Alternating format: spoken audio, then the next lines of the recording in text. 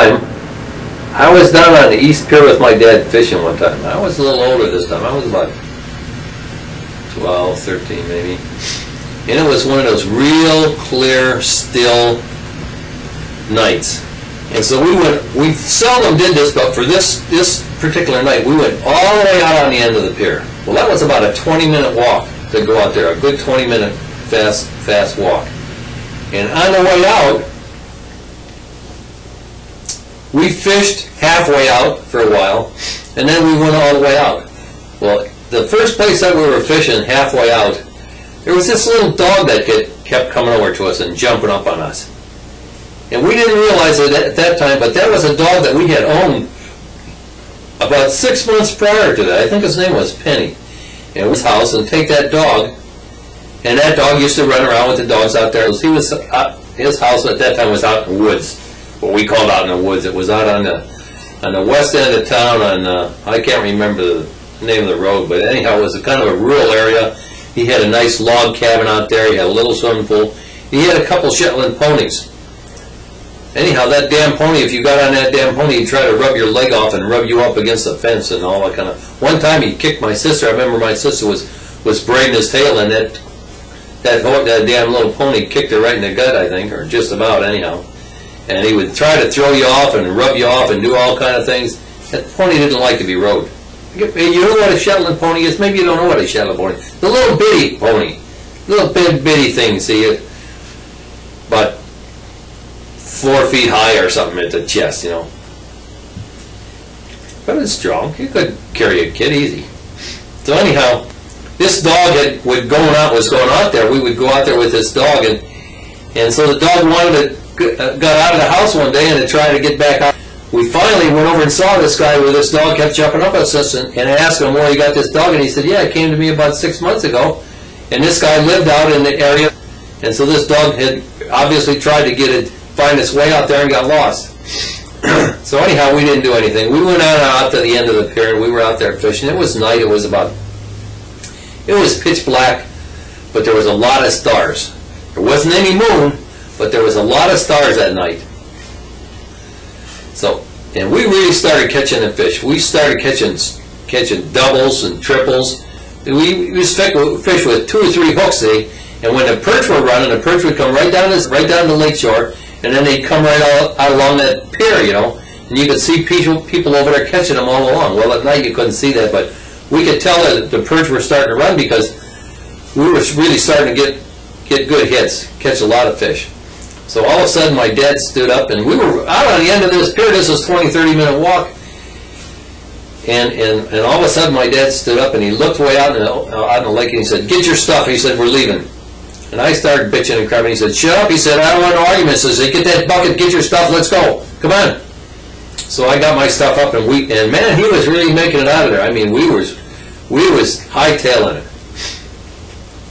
And we no sooner got to the end of that pier and got in that car that a big rain squall came, and that damn wind was blowing 30, 40 miles an hour, and the rain was coming down in buckets and sheets, and so he told me, he said, I looked out there in the lake, and he said, I saw this big black area. I could see the stars all around in the sky, but this one area of the sky was black, pitch black, and this area was moving, and I could see all the lights on the boats. There was a lot of boats out there, fishing boats, and used to hang the lantern on the side of the boat. So they had a rig that hooked the lantern on the side of the boat.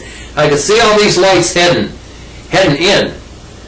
And so I knew there was a big rain squall coming. It was coming right our way. I don't know if it was going to hit us or not, but we was out on the end of that pier, and if that damn thing had hit us there, would have blown us right off the end of that pier. And I think he was right. So anyhow, after that, I didn't argue with him no more about that. We used to go out. And I guess that house is probably all surrounded by houses now. At that time, there wasn't anything but farms out there and few little houses somewhere. I think it was out on what they called Meister Road. Sounds familiar. I used to run around with it quite a bit for a few years. Lived down near the Coast Guard station. He lived a couple blocks, about 3 houses from the lake shore, which was a big shore. You had to climb way down. There was a path going down in the mud, and it was all rocks and stuff down there. And I was about 12 years old, and I used to stay over there a lot of times in the evening. We played basketball.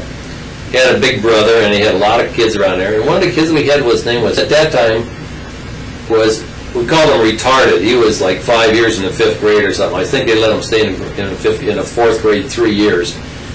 So he was in the 4th grade a year before we was there, and he was 4th grade a year after we went there. And then after that, they finally they put him out of school. They didn't have any special classes or anything at that time. And so he would come over and play basketball with us, because they always liked to include Beth in the basketball games. And this would be like at night, you know. We'd play up till 9, 10, 11 o'clock at night on there. And then, of course, this was in the summer when there was no school. And so, years later, matter of fact, about 4 or 5 years ago, they come out with this show called The Rain Man. And this show was about a kid that was retarded. Anyhow, they call him a savant, some kind of a savant. And this kid that was retarded, he could remember numbers. He told him to read the telephone book one day, and he read the telephone book. He remembered everything in the telephone book, everything he read. We didn't know anything that you called our name at that time. I suppose somebody did, but knew baseball.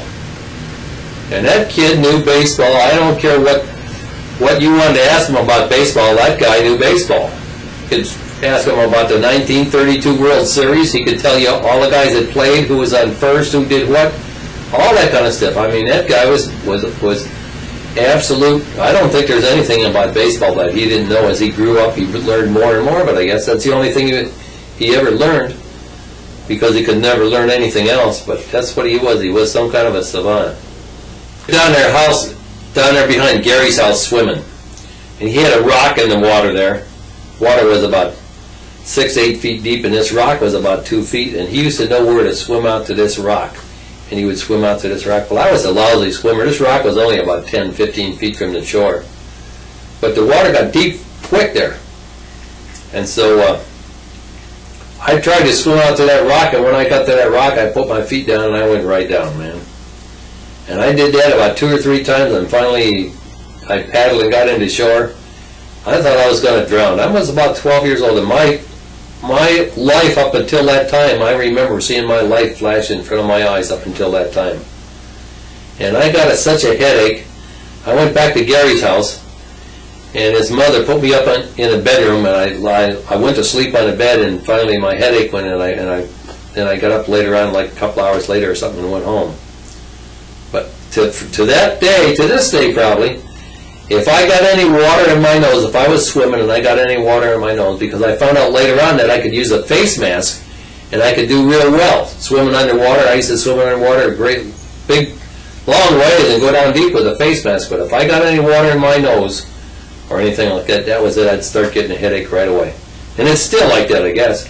Of course, I don't go into water swimming now. I'm an old guy. You don't go in and do that.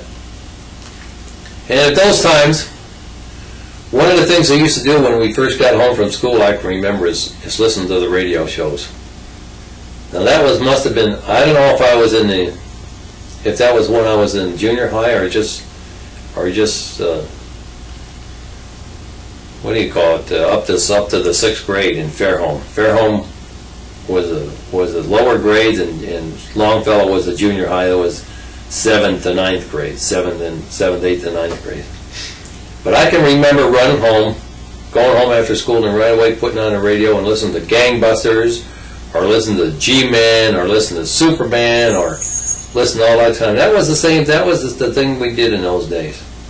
Listen to that radio, G-Man, you know, that always opened the show with some kind of a lot of noise.